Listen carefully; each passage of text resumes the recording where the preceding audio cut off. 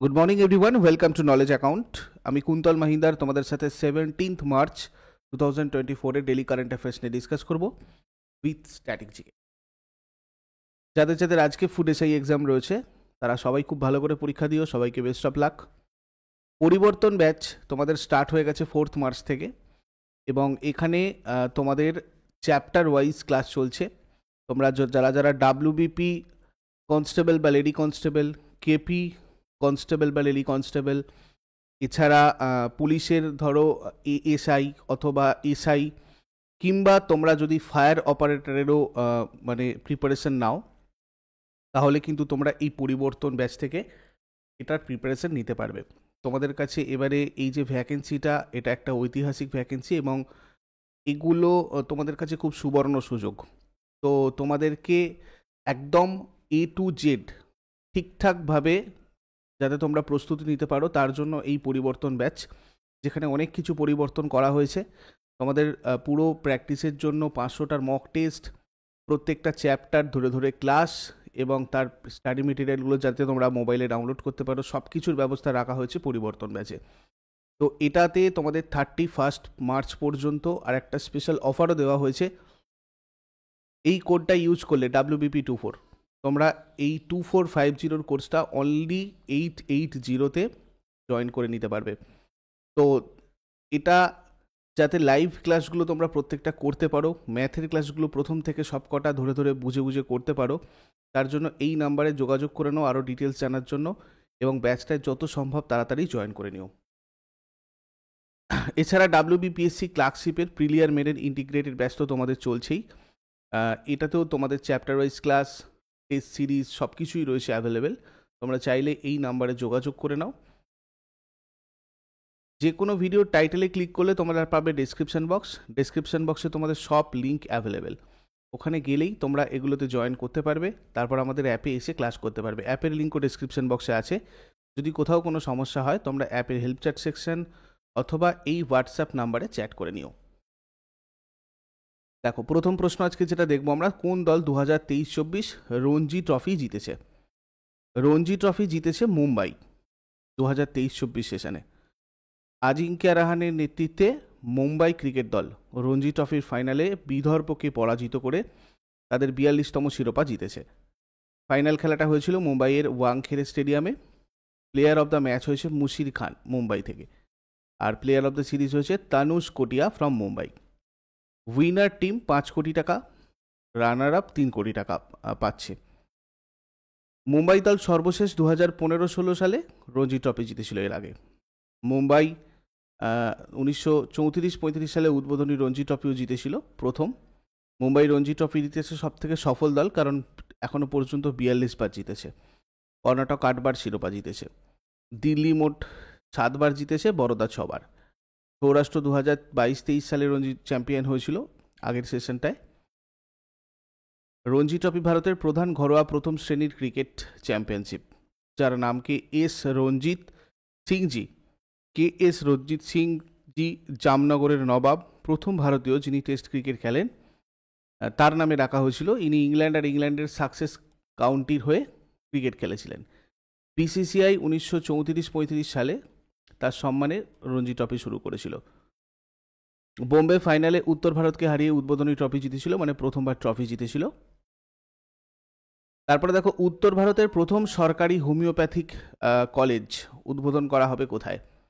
প্রথম সরকারি হোমিওপ্যাথিক উত্তর ভারতের উদ্বোধন করা হবে জম্মু কাশ্মীরে।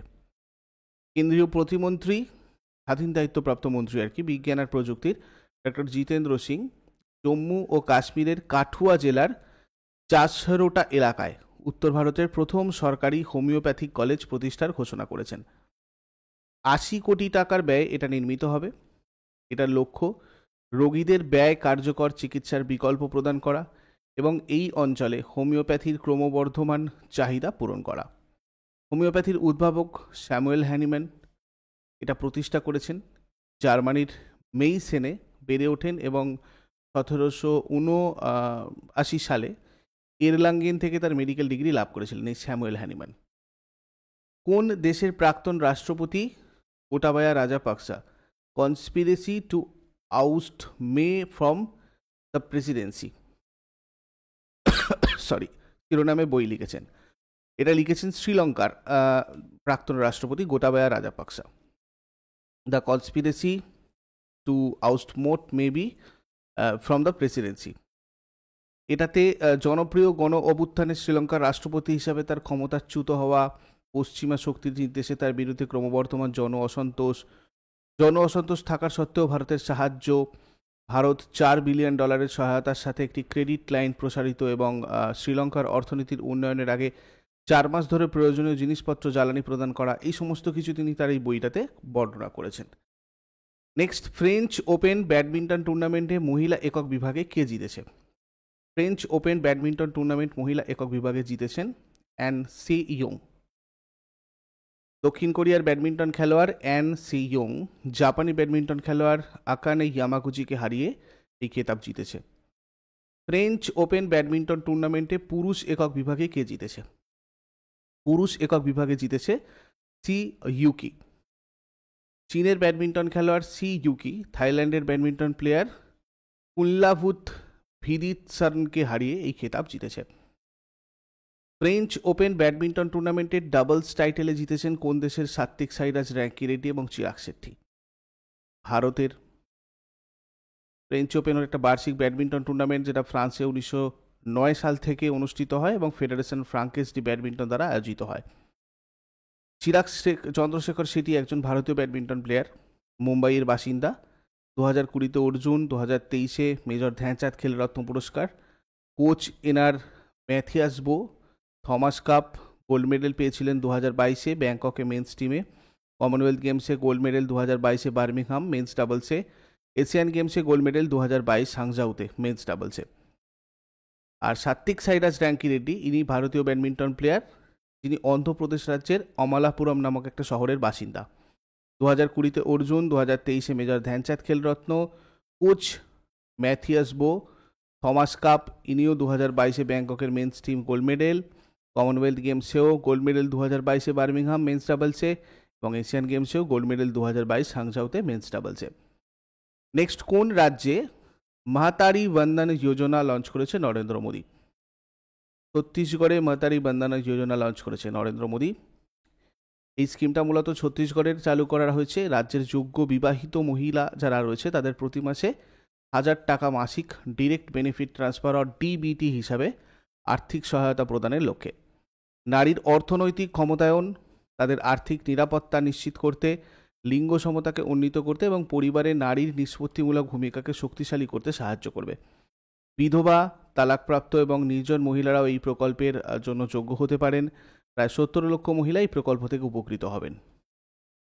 প্রকল্পের প্রধান উদ্দেশ্য নারীদের ক্ষমতায়িত করা এবং তাদের নির্ভরশীল শিশুদের স্বাস্থ্য আর পুষ্টির অবস্থার ক্রমাগত উন্নতি করা, নারীদের আর্থিকভাবে আরও স্বাবলম্বী করে তোলা, পারিবারিক পর্যায়ে সিদ্ধান্ত গ্রহণে নারীর কার্যকর ভূমিকাকে উৎসাহিত করা।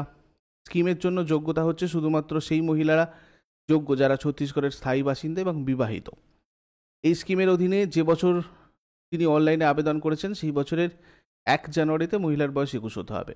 বিধবা, তালাকপ্রাপ্ত মহিলাদেরও এই প্রকল্পের জন্য যোগ্য বলে ঘোষণা করা হয়েছে। ছত্তিশগড়ের উৎসব মাঘী পূর্ণিমা, বাস্তার দুসেরা জাতীয় উদ্যান, গুরু ঘাসিদাস মানে সঞ্জয় ন্যাশনাল পার্ক, ইন্দ্রাবতী জাতীয় উদ্যান, কাঙ্গার ভ্যালি জাতীয় উদ্যান। রাজ্যপাল বিশ্বভূষণ হরিচন্দন, মুখ্যমন্ত্রী বিষ্ণুদেও সাই ছত্তিশগড়ের প্রথম আদিবাসী মুখ্যমন্ত্রী। ছত্তিশগড়ের রায়পুর কেন্দ্র থেকে লোকসভা সদস্যও ছিলেন। রাজধানী রায়পুর। প্রতিষ্ঠা সাল 1 নভেম্বর 2000 সাল। নর্দার্ন কোলফিল্ডস লিমিটেডের নতুন চেয়ারম্যান আর ব্যবস্থাপনা পরিচালককে নিযুক্ত হয়েছেন P Sairam. Northern Coalfields Limited was carved out as Central Coalfields Limited in 1986 to take care of operations in Singrauli Coalfield. Central coalfields limited প্রতিষ্ঠিত হয়েছিল 1975 সালে। সদর দপ্তর রাঁচিতে রয়েছে। চেয়ারম্যান ম্যানেজিং ডিরেক্টর PM প্রসাদ রয়েছেন। কোন রাজ্যের মাজুলি মাস্ক জিআই ট্যাগ পেয়েছে? মাজুলি মাস্ক জিআই ট্যাগ পেয়েছে রিসেন্টলি আসামের। মাজুলি মুখোশ বা মাজুলি মাস্ক কি? এটা একটা হস্তনির্মিত মুখোশ, ঐতিহ্যগতভাবে 15-16 শতকের সংস্কারক সাধক শ্রীমন্ত শঙ্করদেব প্রবর্তিত নব্য বৈষ্ণব ঐতিহ্যের অধীনে ভক্তিমূলক বার্তাসহ ভাওনার চরিত্রগুলোকে চিত্রিত করতে ব্যবহৃত হয়। এই মুখোশগুলো দেবতা, দেবী, রাক্ষস, প্রাণী এবং পাখিকে চিত্রিত করতে পারে।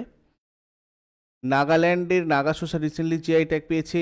লাদাখের রাজশ্রী কার্পো অ্যাপ্রিকট, মণিপুরের হাতেলি চিলি, তামেংলং ম্যান্ডারিন অরেঞ্জ, কেরালার কুত্তিয়ার টুরাম এরায়ুল লঙ্কা, মহারাষ্ট্রের ওয়াদাকোলাম, গোয়ার মিন্ডোলি ব্যানানা, তামিলনাড়ুর সাবুদানা, মধ্যপ্রদেশের কারাকনাথ চিকেন, ওড়িশার রায়গাদা শাল, কোরাপুটের কালাজিরা, রূপা তারকাশি, পশ্চিমবঙ্গের মসলিন, এগুলো রিসেন্টলি জিআই ট্যাগ পেয়েছে। এছাড়া আসামের চাকুয়া রাইস, গামোসা, ছত্তিশগড়ের নাগরি দুবরাজ রাইস, মধ্যপ্রদেশের সুন্দরাজা আমর গজক মিষ্টি, লাদাখের উড কার্ভিং, জম্মু কাশ্মীরের বাসৌলি পেন্টিং, উত্তরপ্রদেশের রামনগর ভান্তা, বেগুন, আদমচিনি চাল, বেনারসি ল্যাংড়া আম, বিহারের মির্চা রাইস, মিথিলা মাখন, শিলাও খাজা, উড়িষ্যার কন্ধমাল হলুদ, তামিলনাড়ুর ইরোর হলুদ, উড়িষ্যার ময়ূরভঞ্জের লাল পিঁপড়ের চাটনি, এগুলো রিসেন্টলি জিআই ট্যাগ পেয়েছে। মাজুলি আসামের ব্রহ্মপুত্র নদীর মাঝখানে রয়েছে, একটা বড় নদীদ্বীপ। মাজুলিকে বিশ্বের বৃহত্তম নদীদ্বীপ হিসাবে চিত্রিত করা হয়েছে। ব্রহ্মপুত্র নদ এবং তার উপনদী, বিশেষ করে লোহিত নদীর গতিপথ ও এলাকা পরিবর্তনের কারণে এই দ্বীপটি একটি নির্দিষ্ট সময়ের মধ্যে তৈরি হয়েছে। মাজুলিকে আসামের সাংস্কৃতিক রাজধানীও বলা যেতে পারে। মাজুলি জোরহাট জেলার উত্তর অংশে অবস্থিত এবং ব্রহ্মপুত্র নদী দ্বারা মূল ভূখণ্ড থেকে বিচ্ছিন্ন। তিব্বতের মানস সরোবরের নিকটবর্তী চেমাইয়ংদুং হিমবাহ থেকে ব্রহ্মপুত্র নদের উৎপত্তি, এটা পতিত হয়েছে বঙ্গোপসাগরে। ব্রহ্মপুত্র নদের মোট দৈর্ঘ্য 2900 কিলোমিটার। ভারতের মধ্যে প্রবাহিত ব্রহ্মপুত্র নদের দৈর্ঘ্য 885 কিলোমিটার। ব্রহ্মপুত্র নদ তিব্বতের সাংপো নামে পরিচিত। অরুণাচল প্রদেশের দিহং নামে নামচা বারোয়ার কাছে, এই যে এখানে দিহং নামে নামচা বারোয়ার কাছে গভীর গিরিকাতে হিমালয় ছেদ করে ভারতে প্রবেশ করেছে এই জায়গাটা থেকে। আর আসামের সাদিয়ার কাছে দিহং নদীটি দিবং আর লোহিত নদীর সাথে, দিবং আর এখানে লোহিত, এটা লোহিত, এর সাথে মিলিত হয়ে ব্রহ্মপুত্র নামে পরিচিত হয়েছে। ব্রহ্মপুত্র নদ ধুবড়িতে দক্ষিণে বাঁক নিয়ে যমুনা নামে বাংলাদেশে প্রবেশ করেছে। ব্রহ্মপুত্রের বাম তীরের উপনদী পুরী, দিহং, ধানসিঁড়ি, কপিলি ও লোহিত। ডান তীরের উপনদী সুবর্ণশিরি, মানস, তিস্তা, তোরসা, কামেং। ব্রহ্মপুত্র নদের তীরের প্রধান শহর হচ্ছে তোমার ডিব্রুগড়, তেজপুর, গুয়াহাটি, এগুলো। ভারতের বৃহত্তম নদী দ্বীপ মাজুলি ব্রহ্মপুত্রের মধ্যেই রয়েছে। এর আয়তন প্রায় 1260 কিলোমিটার বর্গ কিলোমিটার। এটা মাজুলি দ্বীপটা ভারতের প্রথম দ্বীপ জেলা। ব্রহ্মপুত্র পৃথিবীর উচ্চতম নদী, তাই একে আকাশ নদী বা স্কাই রিভারও বলা হয়। আর এটা ভারতের নদীগুলোর মধ্যে সবথেকে বেশি জল পরিবহন করে, বার্ষিক প্রায় 33.8%। ভারতের দীর্ঘতম নদী সেতু ভূপেন হাজারিকা, এটার দৈর্ঘ্য 9.15 কিলোমিটার, যেটা কিন্তু এই ব্রহ্মপুত্র নদীর উপর রয়েছে। ভূপেন হাজারিকা সেতু অসম আর অরুণাচল প্রদেশ রাজ্যকে যুক্ত করেছে। এই সেতু ঢোলা সাদিয়া সেতু নামেও পরিচিত, যেটা পূর্ব ভারতের আসাম রাজ্যের লোহিত নদীর উপর নির্মিত একটি সেতু। Next, Indian sugar and bio energy manufacturers association, এর নতুন মহাপরিচালক হিসাবে কাকে নিযুক্ত করা হয়েছে?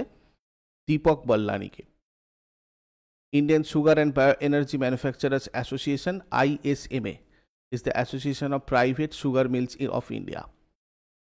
আগের দিনের হোমওয়ার্কগুলো দেখে নাও। বাঘাযতীন নামে পরিচিত যতীন্দ্রনাথ মুখোপাধ্যায়, আর কুরুক্ষেত্র রয়েছে হরিয়ানাতে। আর আজকে তোমাদের জন্য প্রশ্ন থাকবে, নায়াগ্রা জলপ্রপাত দেখা যায় কোন নদীতে? মায়ানমারের সর্বোচ্চ শৃঙ্গ কি? এগুলো তোমরা শেষকালে আমাকে কমেন্টে জানাও। চট করে আগের দিনেরগুলো কুইক রিভাইজ করে নেব। যারা যারা লাইভে রয়েছে অ্যান্সার করার চেষ্টা করো। 16 মার্চ 2024 আমাদের প্রশ্ন কি কি ছিল? 2024 সালের মার্চ মাসে CBSE এর নতুন চেয়ারম্যান হিসেবে কাকে নিযুক্ত করা হয়েছে? রাহুল সিং। 2024 সালের মার্চ মাসে ন্যাশনাল ক্লিন গঙ্গা মিশনের মহাপরিচালক হিসেবে কাকে নিযুক্ত করা হয়েছে? রাজীব কুমার মিত্তাল। নীতি আয়োগ এর উপদেষ্টা পদে কে নিযুক্ত হয়েছেন? নিধি চিব্বার। 2024 সালের মার্চ মাসে কর্মী আর প্রশিক্ষণ বিভাগে আন্ডার সেক্রেটারি নিযুক্ত পদে, আন্ডার সেক্রেটারি পদে নিযুক্ত কে হয়েছেন? AP Das Joshi. Gender inequality index 2022-এ ভারতের স্থান কত? 108। কে সম্প্রতি আঞ্চলিক বিমান পরিষেবা ফ্লাই 91 উদ্বোধন করেছেন? জ্যোতিরাদিত্য সিন্ধিয়া। কোন রাজ্য কল্যাণমূলক কর্মসূচির বাস্তবায়ন পর্যালোচনার লক্ষ্যে নিনগাল নালামা প্রকল্প চালু করেছে? তামিলনাড়ু। ভারতের কোন প্রতিবেশী দেশের প্রধানমন্ত্রী মার্চের তৃতীয় সপ্তাহে ভারত সফর করেছেন? ভুটান। IREDA কবে তার 38তম প্রতিষ্ঠা দিবস উদযাপন করেছে? 11ই মার্চ। বিশ্বের দ্বিতীয় বৃহত্তম মোবাইল উৎপাদনকারী দেশের তকমা পেয়েছে কোন দেশ? ভারত। বিশ্ব ভোক্তা অধিকার দিবস কবে পালিত হয়? 15ই মার্চ। আন্তর্জাতিক গণিত দিবস বা পাই ডে বিশ্বব্যাপী কবে পালিত হয়? 14th March. এগুলো ছিল তোমাদের আগের দিনের কোয়েশ্চেন্স। ইউজফুল বলে মনে হলে লাইক আর বন্ধুদের সাথে শেয়ার করো। যারা নতুন রয়েছে চ্যানেলটাকে সাবস্ক্রাইব করে বেল আইকন প্রেস করে রাখো প্রতিদিন সকাল 6টার সময় ডেইলি কারেন্ট অ্যাফেয়ার্সের আপডেটের জন্য। Thank you so much. Next ক্লাসে আবার সবার সাথে কথা হচ্ছে। Have a great day. Best of lakh.